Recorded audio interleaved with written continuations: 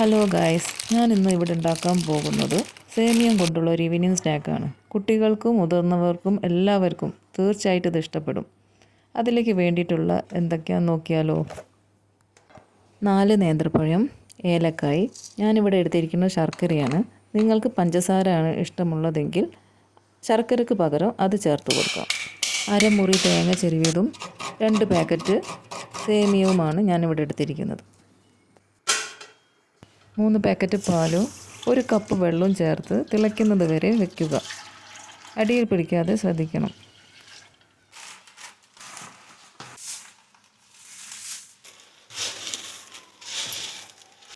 നെയ്യൊഴിച്ച് സേമിയം ചുവന്നു പോവാതെ വറുത്തെടുക്കുക.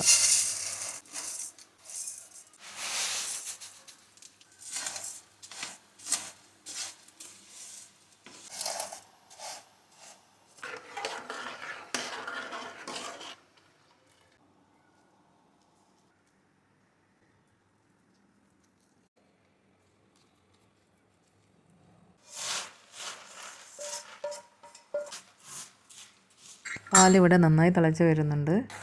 ഞാനിതിലേക്ക് വറുത്ത് വെച്ച സേമിയം ഇട്ട് കൊടുക്കുകയാണ്. സേമിയം അധികം വെന്തുടയാതെ ശ്രദ്ധിക്കണം.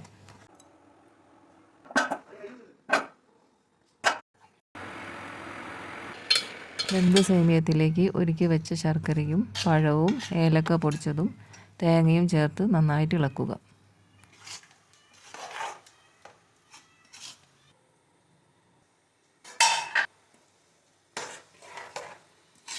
അവസാനമായിട്ട് നെയ്യൊഴിച്ച് അണ്ടിപ്പരിപ്പും മുന്തിരിയും വറുത്തിടുക.